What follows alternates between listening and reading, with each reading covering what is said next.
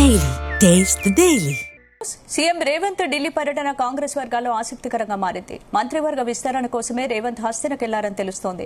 Cabinet లో ఖాళీగా ఉన్న 3 పదవులను భర్తీ చేయడంతో పాటు ప్రస్తుత మంత్రివర్గంలో మార్పులు చేర్పులు చేయాలని రేవంత్ భావిస్తున్నారని తెలుస్తోంది. కోమటిరెడ్డి రాజగోపాల్ రెడ్డి, మల్రెడ్డి రంగారెడ్డి, ఆది శ్రీనివాస్ కు ఛాన్స్ రావచ్చని చెబుతున్నారు.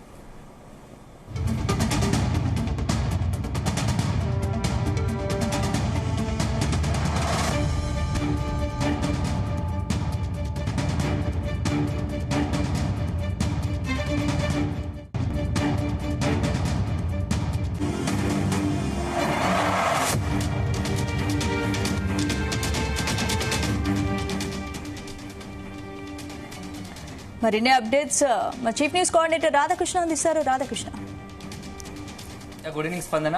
సీఎం రేవంత్ రెడ్డి కాసేపటి క్రితమే ఢిల్లీ బయలుదేరి వెళ్లారు. సో చాలా ఈ ఢిల్లీ పర్యటన కాంగ్రెస్ వర్గంలో తీవ్ర చర్చ జరుగుతూ ఉంది. సీఎం రేవంత్ రెడ్డి ఎందుకంటే ఒకవైపు గ్లోబల్ సమ్మిట్ ముగిసింది. సో నిన్న మొన్న జరిగినటువంటి గ్లోబల్ సమ్మిట్ కాంగ్రెస్ పార్టీలో కొంత ఉత్సాహాన్ని నింపింది. సో రాష్ట్ర ప్రభుత్వం తరఫున నిర్వహించిన సమ్మిట్ కొంత సక్సెస్ అయింది, విజయవంతంగా. తమ అనుకున్నట్టు విధంగానే గ్లోబల్ సమ్మిట్ లో పెద్ద ఎత్తున రాష్ట్రానికి పెట్టుబడుల వరద వచ్చింది అనే ఉద్దేశంతో కాంగ్రెస్ పార్టీ ఉంది. సో రాష్ట్ర ప్రభుత్వం ఉంది. సో ఈ నేపథ్యంలో ఇప్పుడు తాజాగా సీఎం రేవంత్ రెడ్డి ఢిల్లీ వెళ్లారు. సో నిన్న మొన్న వరకు గ్లోబల్ సమ్మిట్ విషయంలో చాలా కొద్దిగా సీరియస్ గా దృష్టి పెట్టినటువంటి రేవంత్ రెడ్డి అది ముగిసిన తర్వాత ఇక పూర్తి స్థాయిలో మరొకసారి రాజకీయ పరమైన పర్యటనకారంగానే ఢిల్లీకి వెళ్ళినట్టుగా తెలుస్తోంది. అయితే ఇటీవల కాలంలో జూబ్లీహిల్స్ ఉప ఎన్నిక తర్వాత సీఎం రేవంత్ రెడ్డి పార్టీ అదేవిధంగా ప్రభుత్వం పైన పూర్తి స్థాయిలో దృష్టి పెట్టి పట్టు సాధించాలనుకుంటున్నాడు. ఎందుకంటే నిన్న మొన్నటి వరకు 2 సంవత్సరాల కాలం జూబ్లీహిల్స్ ఎన్నికల ముందు వరకు రేవంత్ రెడ్డికి జూబ్లీహిల్స్ ఉప ఎన్నిక ఒక పెద్ద పరీక్షలాగా మారబోతా ఉంది. ఎందుకంటే గెలిస్తే ఒక రకంగా ఉంటుంది, ఓడితే మరో రకంగా ఉంటుందని చర్చ జరిగింది. సో జూబ్లీహిల్స్ ఉప ఎన్నిక ముగిసింది. అక్కడ ఉన్నటువంటి అభ్యర్థి నవీన్ యాదవ్ పెద్ద ఎత్తున మెజార్టీతో 25,000 మెజార్టీతో గెలుపొందారు. సో అదంతా అయిపోయిన తర్వాత అక్కడ కాంగ్రెస్ పార్టీకి సంబంధించి పూర్తి స్థాయిలో సీఎం రేవంత్ రెడ్డి పార్టీ పైన ప్రభుత్వం పైన దృష్టి సారించి ఇక నుంచి ఆ ప్రభుత్వం అందేస్తున్న సంక్షేమ పథకాలు అన్ని ప్రజలకు అందేలా చేరవేయడంతో పాటు తన సహచర కేబినెట్ లో కూడా తనకి ఇప్పటి వరకు కొంత ఇబ్బందికర పరిస్థితులు ఎవరైతే తన మాట వినకుండా ఉంటున్నారో లేదంటే ఇంకా కొంత తనను పూర్తి స్థాయిలో మంత్రివర్గంలో అందరూ కూడా ఒకే తాటిపైకి తీసుకొచ్చేందుకు అన్ని రకాలుగా ప్రయత్నాలు చేస్తున్నట్టుగా తెలుస్తుంది. దీంట్లో భాగంగానే ఇప్పుడు ఢిల్లీ పర్యటనగా మనం భావించాల్సి ఉంటుంది. ఎందుకంటే కొద్ది రోజుల క్రితం కూడా చర్చ జరిగింది. So CM Revanth Reddy cabinet లో కొంతమందికి కొంత కేబినెట్ లో మార్పులు చేర్పులు ఉండబోతున్నాయి అని చెప్పేసి కూడా కొద్దిగా వారం 10 రోజులు కూడా పెద్ద ఎత్తున చర్చ జరుగుతూ ఉంది. దానికి సంబంధించి దాంట్లో భాగంగానే సీఎం రేవంత్ రెడ్డి ఈ రోజు ఢిల్లీకి వెళ్ళినట్టుగా తెలుస్తోంది. సో గ్లోబల్ సమ్మిట్ కి విజయవంతం పైన అధిష్టానానికి ఒకవైపు మొత్తం అంత విషయాన్ని ఎక్స్ప్లెయిన్ చేస్తూనే మరోవైపు పార్టీలో అదేవిధంగా ప్రభుత్వంలో కొన్ని మార్పులు చేర్పులు చేయాల్సి ఉంది. సో వాటికి అనుగుణంగా అధిష్టాన ఆమోద ముద్ర వేసుకునేందుకు సీఎం రేవంత్ రెడ్డి ఢిల్లీ వెళ్ళినట్టుగా తెలుస్తోంది. సో కొంత మంత్రివర్గంలో తనకు సంబంధించిన మనుషులుంటే బాగుంటుంది. ఇక ఫుల్ ఫ్లెడ్జ్ గా ప్రభుత్వం పైన మొత్తంగా పూర్తి స్థాయిలో పట్టు సాధించినట్టు అవుతుందనే ఒక ఉద్దేశంతో కొంత ఇప్పటి వరకు సీఎం రేవంత్ రెడ్డితో కలుపుకొని ఓవరాల్ గా కేబినెట్ లో 16 మంది ఉన్నారు. సో ఇంకా 2 ఖాళీలు ఉన్నాయి. ఆ 2 ఖాళీలను ఫిల్ చేయడంతో పాటుగా అదే సందర్భంలో 3 నుంచి 4 సంబంధించిన మంత్రులను కొంత రిప్లేస్ చేయాలనే ఒక ఆలోచనలో సీఎం రేవంత్ రెడ్డి ఉన్నట్టున్నారు. సో దానికి రకరకాల కారణాలు, రకరకాల రాజకీయ ఈక్వేషన్లు కూడా తెరపైకి వస్తున్నాయి. సో అందులో ముఖ్యంగా ఇప్పుడున్నది 2 ఏవైతే ఖాళీగా ఉన్నాయో వాటిని కొత్త వారికి అవకాశం ఇస్తూనే మరొక 3 నుంచి 4 మార్చి అక్కడ పాత వారికి ఎవరైతే ఇప్పటి వరకు మంత్రి పదవి కోసం డిమాండ్ చేస్తూ కొంత పార్టీపై సీరియస్ గా ఉన్నారో, అలిగేషన్ చేస్తున్నారో, లేకుంటే పార్టీకి సంబంధించి మొదట ఎప్పుడైతే ఎన్నికల ముందే కాంగ్రెస్ అధిష్టానము అలాంటి వారికి హామీ ఇచ్చిందో వారి విషయంలో కాస్త రేవంత్ రెడ్డి కూడా సానుకూలంగా ఉన్నట్టుగా తెలుస్తోంది. సో అలాంటి వారిలో మనకు మొదటి నుంచి వినిపించే పేరు రాజగోపాల్ రెడ్డి. కోమటిరెడ్డి రాజగోపాల్ రెడ్డి మున్గోడు ఎమ్మెల్యేగా ఉంటూ వస్తున్నాడు. సో తను ఖచ్చితంగా రేవంత్ కేబినెట్ లో మంత్రిగా ఉంటానని చెప్పేసి మొదటి నుంచి కూడా చెప్పుకుంటూ వచ్చినప్పటికీ ఆయన అనుకునేవి మాత్రం ఎప్పుడు నెరవేరలేదు. కానీ ఈసారి మాత్రం మంత్రివర్గంలో మునుగోడు ఎమ్మెల్యే రాజగోపాల్ రెడ్డిని తీసుకోవడానికి సీఎం రేవంత్ రెడ్డి కూడా కాస్త సానుకూలంగా ఉన్నట్టుగా తెలుస్తా ఉంది. కానీ దానికి కొంత కండిషన్ అప్లై చేసే అవకాశం కనబడతా ఉంది.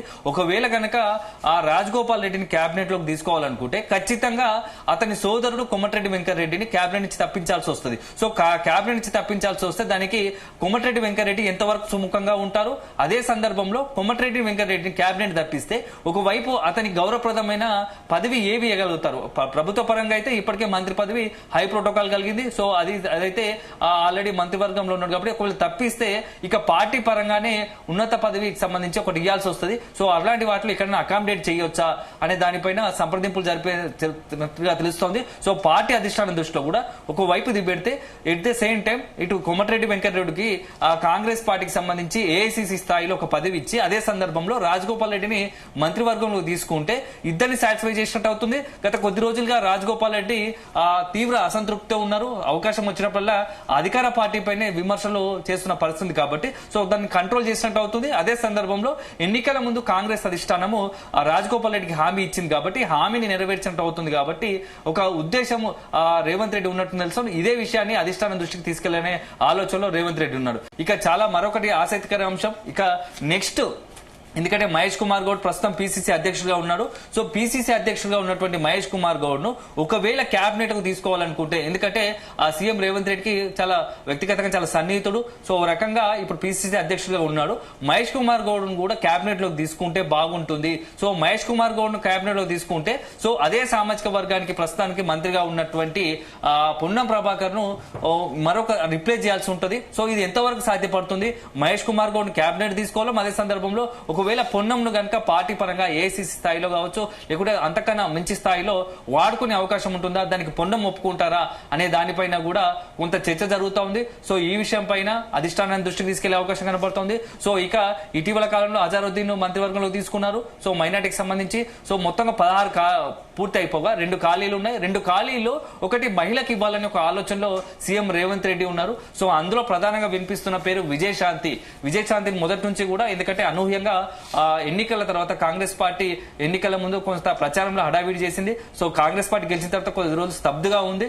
ఆ తర్వాత అనూహ్యంగా ఒక్కసారిగా మీనాక్షి నటరాజన్ కలవడం, కాంగ్రెస్ వాళ్ళ ఇన్ఛార్జ్ గా మీనాక్షి నటరాజన్ రావడం, ఆ తర్వాత ఉన్నట్టుండి ఆమెకి ఎమ్మెల్సీ రావడం ఇవన్నీ కూడా చోటు చేసుకున్నాయి. అప్పుడే ఎమ్మెల్సీగా ఇచ్చిన సందర్భంలోనే ఖచ్చితంగా విజయశాంతికి మంత్రి పదవి దక్కపోతుంది అని చెప్పేసి ప్రచారం జరిగింది. అది కూడా హోమ్ మినిస్టర్ పదవి దక్కే అవకాశాలు ఉన్నాయని చెప్పేసి కూడా చర్చ జరిగింది. సో ఇప్పుడు కూడా సీఎం రేవంత్ రెడ్డి విజయశాంతిని మంత్రివర్గంలో తీసుకుంటే బాగుంటుంది కొంత, ఎందుకంటే ఒక వైపు పార్టీకి అదేవిధంగా ప్రభుత్వ పరంగా విజయశాంతి కొంత అసెట్ అయ్యే అవకాశం ఉంటుంది. ఎందుకంటే ప్రతిపక్షాలకు నుంచి వచ్చే కౌంటర్లకు ధీటుగా సమాధానం ఇవ్వగలదు. సో అదే సందర్భంలో ప్రజల్లో కొంత మమేకమై ఆమె సినీ గ్లామర్ కావచ్చు ఇతరత్ర ఆమెకు అవకాశం ఉంటుంది అని చెప్పేసి కూడా తెలుస్తుంది. అందులోనూ సీఎం రేవంత్ రెడ్డి కూడా కొంత సన్నిహితంగా మెలిగి ఉంది కాబట్టి ఖచ్చితంగా మంత్రివర్గంలో తీసుకునే అవకాశం లేకపోలేదని కూడా ఒక చర్చ జరుగుతూ ఉంది.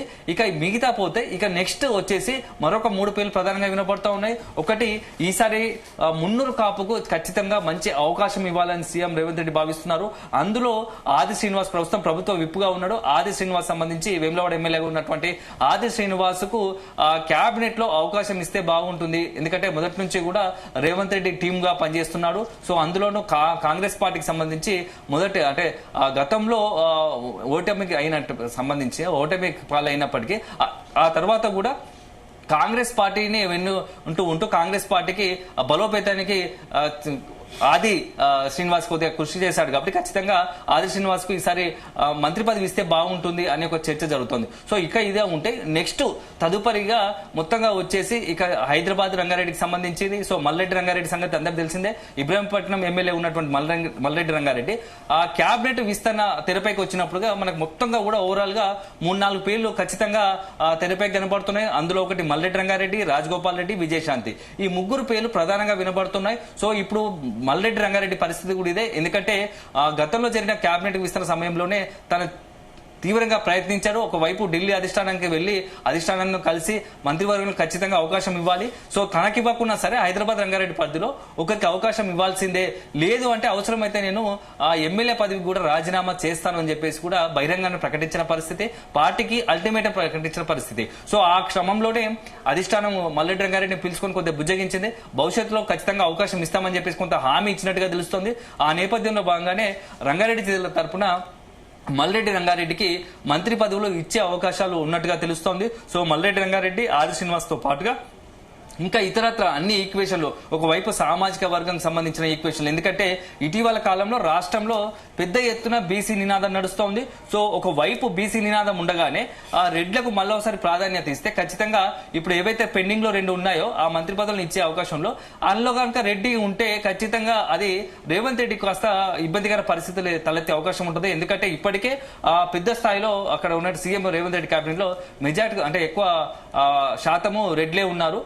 సో ఇప్పుడు కూడా మరొక రెడ్డిని తీసుకుంటే ఖచ్చితంగా బీసీల నుంచి కావచ్చు, ఇతర సామాజిక వర్గాల నుంచి కొంత వ్యతిరేకత ఎదురయ్యే అవకాశం ఉంటుంది. కాబట్టి ఈసారి ఆ 2 దాంట్లో బీసీలకే కేటాయించే అవకాశం ఉంది. అందులో మున్నూరు కాపు వైపు సీఎం రేవంత్ రెడ్డి కాస్త సానుకూలంగా ఉన్నట్టు తెలుస్తోంది. సో ఇది ఎంతవరకు సాధ్యపడుతుంది ఈ ఇద్దరిని వెనువెంటనే, ఎందుకంటే ప్రస్తుతానికైతే స్థానిక సంస్థలకు ఎన్నికలు నడుస్తున్నాయి, సర్పంచ్ ఎన్నికలు రేపటి నుంచే మొదలు కాబోతున్నాయి. కాబట్టి 11, 14, 17 ఈ యొక్క 3 రోజుల్లో 3 దఫాలుగా సర్పంచ్ ఎన్నికలు జరగబోతున్నాయి. సో అన్ని కుదిరితే సీఎం రేవంత్ రెడ్డి అన్ని భావించినట్టయితే అదే సీఎం రేవంత్ రెడ్డి అధిష్టానం వద్ద తన యొక్క మొత్తంగా కూడా ఈ అంతా ఎక్స్ప్లెయిన్ చేస్తే అధిష్టాన ఆమోద ముద్ర వేస్తే జనవరి చివరిన లేదంటే జనవరి కొత్త సంవత్సరం 2026 మొదటి వారంలో మంత్రివర్గ విస్తరణకు మరొకసారి ముహూర్తం పెట్టే అవకాశాలు కనపడుతున్నాయి. సో ఈ రోజు ప్రధానంగా వెళ్ళింది మాత్రం క్యాబినెట్ లో పార్టీలో మార్పులు చేర్పులు. సో పార్టీ పరంగా ఒకవేళ క్యాబినెట్ నుంచి తప్పిస్తే ఎవరైనా తప్పిస్తే వారిని ఎట్లా పార్టీ కోసం వాడుకోవాలి, ఏ హోదాలో వాడుకోవాలనే దానిపైన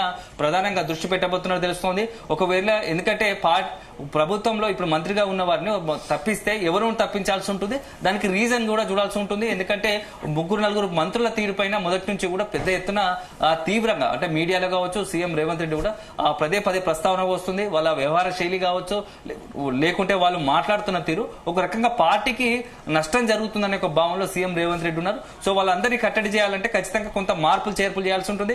ఒకవైపు ఈ యొక్క ముగ్గురు ఎవరైతే ఉన్నారో సీఎం రేవంత్ రెడ్డి అదేవిధంగా పార్టీకి సంబంధించి కొంత వ్యతిరేకంగా ముద్ర వేసుకున్న వాళ్ళు ఉన్నారో ఆ మంత్రులను తప్పించి మిగతా ముగ్గురిని సీఎం రేవంత్ రెడ్డికి అనుకూలంగా ఉన్న వారిని మంత్రివర్గంలో తీసుకుంటే ఫుల్ ఫ్లెడ్జ్ గా ఇక క్యాబినెట్ ను బ్యాలెన్స్ చేసినట్టు అవుతుంది. సో క్యాబినెట్ తన మంత్రులు అందరూ తన చెప్పు చేతిలో ఉన్నట్టు ఉంటుంది. కాబట్టి అప్పుడు తను ఏ నిర్ణయం తీసుకున్నా దానికి సంబంధించి ఇంప్లిమెంటేషన్ ప్రజలకు వద్ద వెళ్ళడానికి ఇంకా కొంత సీరియస్ గా ప్రజా సంక్షేమాలన్నీ కూడా ప్రజల కోసం సంక్షేమ కార్యక్రమాలన్నీ కూడా ప్రజలకు తీసుకెళ్ళడానికి అవకాశం ఉంటుంది. సో కాస్త మంత్రివర్గానికి సంబంధించి క్యాబినెట్ సంబంధించి విస్తరణలో కూడా కొంత తనకు అనుకూలంగా ఉండే వ్యక్తులకు అవకాశం కల్పించండి అని చెప్పేసి అధిష్టానాన్ని కోరే అవకాశాలు కనబడతా ఉన్నాయి. సో మొత్తంగా కూడా చాలా ఇంపార్టెంట్ అయిన ట్రిప్. ఎందుకంటే దీంతో పాటుగా ఇంకొకటి అన్నిటికన్నా మించి రేపు ఏంటంటే డిసెంబర్ 17వ తేదీన అన్నిటికన్నా మించి చాలా ఆసక్తికర అంశం. ఎందుకంటే ఫిరాయింపులకు సంబంధించి సుప్రీంకోర్టులో కేసు రాబోతోంది.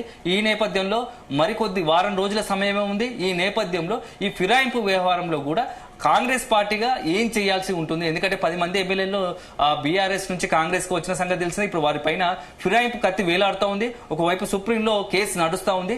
సుప్రీం కి సంబంధించి ఇప్పటికే ధర్మాసనం పలుసార్లు సీరియస్ అయిన పరిస్థితి తెలిసిందే. ఎందుకంటే స్పీకర్ ఇంకెన్ని రోజులు కావాలి స్పీకర్ కార్యాలయానికి, స్పీకర్ నేరుగానే ప్రశ్నించిన పరిస్థితి ఉంది. సో 10 మంది వ్యవహారంలో ఎలాంటి రాజకీయంగా పార్టీగా కాంగ్రెస్ పార్టీగా ఎలాంటి నిర్ణయం తీసుకుంటే బాగుంటుంది స్పీకర్ తరఫున, అదేవిధంగా ప్రభుత్వ పరంగా, అదేవిధంగా ఒకవేళ అవసరాన్ని బట్టి కాంగ్రెస్ పార్టీ తరఫున న్యాయవాదులను మాట్లాడి బలమైన వాదనలు వినిపించే అవకాశం ఉంటుందా అనే దానిపైన కూడా రేవంత్ రెడ్డి ఢిల్లీకి వెళ్ళినట్టుగా తెలుస్తోంది. ఎందుకంటే ఏదైనా అనూహ్యం జరిగితే తప్ప అక్కడ ఈ 10 స్థానాల్లో ఉప ఎన్నికలు వచ్చే అవకాశాలు చాలా తక్కువ అని చెప్పి మొదటి నుంచి కూడా కాంగ్రెస్ పార్టీ సీఎం రేవంత్ రెడ్డితో పాటు కాంగ్రెస్ లోని పలువురు కీలక నేతలు చెప్తున్న పరిస్థితి. మరోవైపు దానికి భిన్నంగా బీఆర్ఎస్ నుంచి మాత్రం ఇప్పుడున్న పరిస్థితిలో ఇద్దరిపై వేటు మాత్రం ఖచ్చితంగా మిగతా 8 వారి విషయంలో కూడా మేము న్యాయపరంగా ఖచ్చితంగా పోరాడతాము.